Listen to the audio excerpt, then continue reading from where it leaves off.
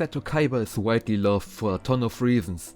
Be it his cool attitude, his iconic design, his intelligence that advances the world, or just his popular Blue Eyes White Dragon cards. But what he is probably most known for is his obsession to defeat one particular person in a duel. That person is Yugi Muto, or better said, the pharaoh inside his Millennium Puzzle, Artem. A lot of people love Kaiba for his obsessed behavior, but there are as much people who just don't understand where it comes from. That's why we are about to explore how Kaiba developed his obsession, or if it really is an obsession at all in this video. First of all, we have to talk about the past of Seto Kaiba, and I will be talking about the manga version of the story, since it makes it much more understandable. When Seto was 5 years old, he lost his mother shortly after Mukuba was born. Their father died in an accident when Seto was 8. Their relatives sent them to an orphanage when he was 10. Seto's goal was to make a good life for himself and Mukuba. He thought that he isn't allowed to show any sign of weakness to reach his goal, and told Mukuba to do the same, because it will be all over as soon as you show weakness. And one important thing was that you should never trust anyone, which we don't exactly know the cause about. It could be that he lost his parents because they trusted other people or something like that, but it has to be something deep inside him, since he repeated that sentence over and over to Mukuba. And we saw how Seto lived through that lifestyle for a pretty long time in the series. At one day, Gozaburo Kaiba, the head of Kaiba Corp and chess grandmaster, went to the orphanage to search for an inheritor. Seto challenged him to a chess match. If Seto wins, Gozaburo has to adopt him and Mukuba. Seto won that match by cheating. That's when the name of Seto Kaiba was born. But that's also where the hell began. Gozaburo put Seto under a torturing special accelerated school program where Seto was forced to learn foreign languages, social study economies, and game strategies. But he didn't know that he wasn't creating a inheritor, but a powerful enemy instead. After 6 years, when Seto was 16, he managed to become the head of Kaiba Corp in front of Gozaburo.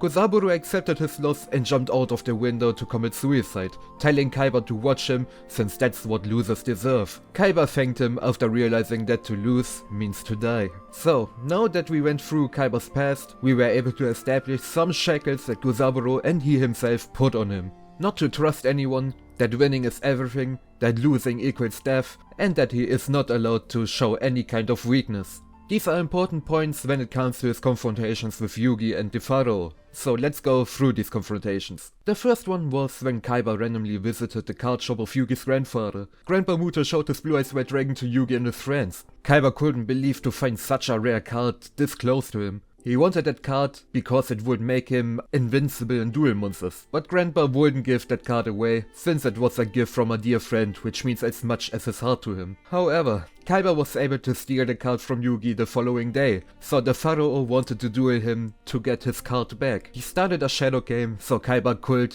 maybe learn that winning or losing isn't everything. It's about the love behind all that happens. The main topic of that shadow game was that your soul has to be in the cards you play. So whenever Kaiba summoned the Blue Eyes White Dragon, it wouldn't listen to Kaiba's orders to attack the Pharaoh, since that Blue Eyes did belong to Grandpa's soul and not Kaiba's. That Blue Eyes destroyed himself because of his loyalty to Grandpa Muto. Kaiba can't believe that the cards can think on their own. After the Pharaoh won against Kaiba, he sealed him into a card where Kaiba would live in a world of the duel monsters, to experience death over and over, but just as an illusion, a nightmare. He hoped that Kaiba would understand the heart of the cards while being sealed inside of a card himself, because if he would be able to understand the heart of the cards, he would be able to be a true game master. Kaiba relived the nightmares of dying through the duel monsters over and over. He couldn't believe that he lost in duel monsters and wondered if this is what death feels like. Mukuba said once that it feels like Kaiba is being possessed by a demon of gaming,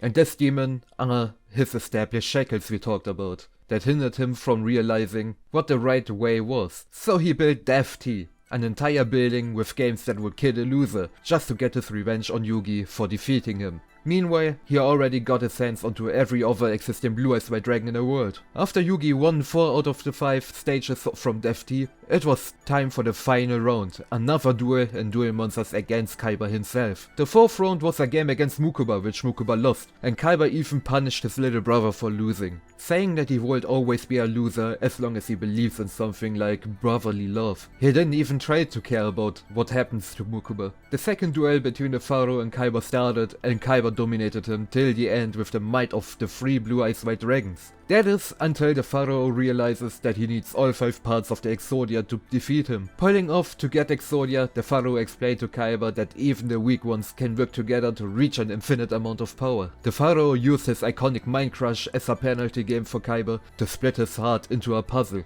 while destroying the evil within it. As long as Kaiba won't complete the puzzle, he will stay in a comatose state. He needs to assemble piece after piece by himself, so he won't make some mistakes this time. 6 months of coma have passed for Kaiba. Meanwhile, Pegasus starter Duelist Kingdom slowly started to take over Kaiba Corp and kidnap Mukuba. He woke up from his coma, thinking first about Yugi and making his way to Duelist Kingdom, saying that he won't rest until he destroys Pegasus for kidnapping his brother and buying his company. He then also thinks about the last thing he remembers before his coma, and it is the duel with the pharaoh. He said that he doesn't care if his emotions of revenge should boil over again, but he really wants to duel him one more time. This shows that the pharaoh was able to loosen Kaiba's shackles a bit. No sign of anger towards Yugi and the will to save his little brother. That was not imaginable for the Kaiba from 6 months ago. Since Kaiba can't oppose Pegasus without defeating Yugi first, we have to go to their third duel in front of Pegasus Castle. Kaiba was thinking to himself what Yugi had that Kaiba didn't while puzzling his heart together. The reason for Yugi's win against Kaiba was because he had someone to protect, in that case his grandfather. That's what Kaiba thought, but he wasn't sure about that and wanted to confirm it himself in this duel, since he is now also dueling to protect someone. Kaiba's passion was burning visually in his eyes,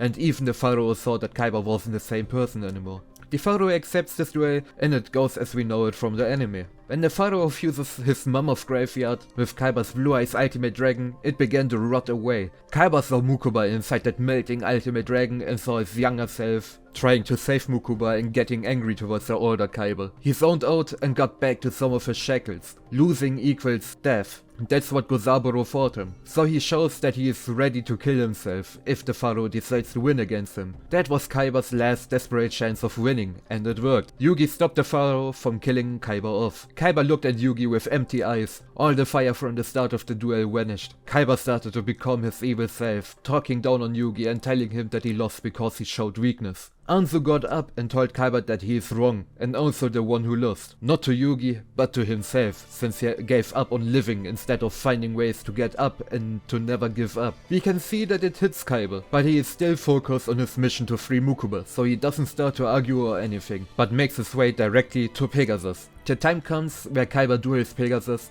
and he sees Yugi joining to watch the duel. That meant that Yugi didn't give up, which made Kaiba smirk a bit, showing that he wasn't happy with the outcome with Yugi and can't wait to face him again. That gets much clearer if we go further through Duelist Kingdom. Right when Kaiba lost the duel against Pegasus, he begged Mukuba to forgive him, followed by a farewell to Yugi. After Duelist Kingdom came to an end, Pegasus released Mukuba and Kaiba from the cards where he got them sealed. Kaiba saw once again the spirit of his younger and happy self, who guides him the way to Mukuba. When he got to Mukuba, we see Kaiba's younger self's spirit finally completing the puzzle of his heart from the pharaoh's Mind Crush. His reunion with his loved one was the final missing piece, which showed us that he was strong enough to get out of the coma even before solving the puzzle. That explains why he had these slips into his worst self, because he wasn't completed yet. Kaiba tells Yugi that he owes him for saving Mukuba, but also that he should tell the other Yugi that their battle isn't over until Kaiba beats him in a true duel. That again shows his growth and the start of a good-hearted rivalry between him and the pharaoh. With Duelist Kingdom out of the way, it is time to enter Battle City. Battle City established more for Kaiba's character development. For example, that he started to believe in his memories of his self from ancient Egypt and how he changed Kaiba Corp. That's where one of his last shackles are presented. He still lives under the curse of Gozaburo, who sold Kaiba's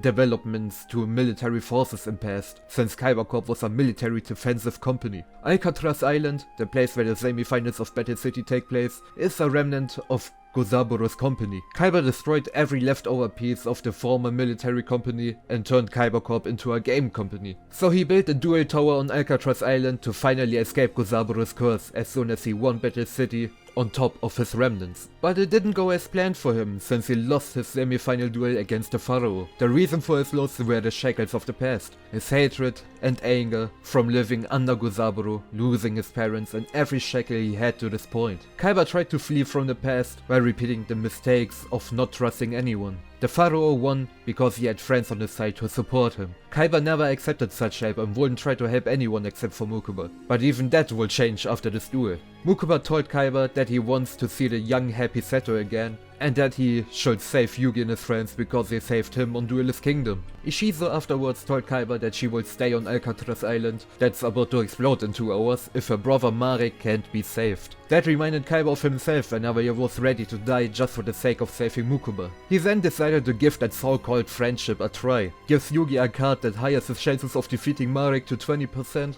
and waits for the outcome of that match. If Kaiba is right and miracles can't happen or the power of friendship doesn't exist, then Yugi will lose, even with the combined might of everybody but Marek. But it could loosen all the shackles Kaiba carries on him if Yugi will be able to bring that miracle. And well, we know how the duel ended. Kaiba started to smirk while thinking about friendship, and he started remembering what his true childhood goal was all along. It was to build Kaiba lands worldwide, so he headed towards America to start on his new old goal. But it never ended the rivalry between him and the pharaoh. Kaiba said himself that their battle wasn't over yet. An interesting point to think through is that Kaiba still didn't get his so-called true duel against the pharaoh, since Kaiba was always restrained due to his shackles. Kaiba is like a complete new person now, without the hatred inside, with the understanding of everything and dreams to fulfill. So there are no hindrances anymore for the true duel between him and the pharaoh, right?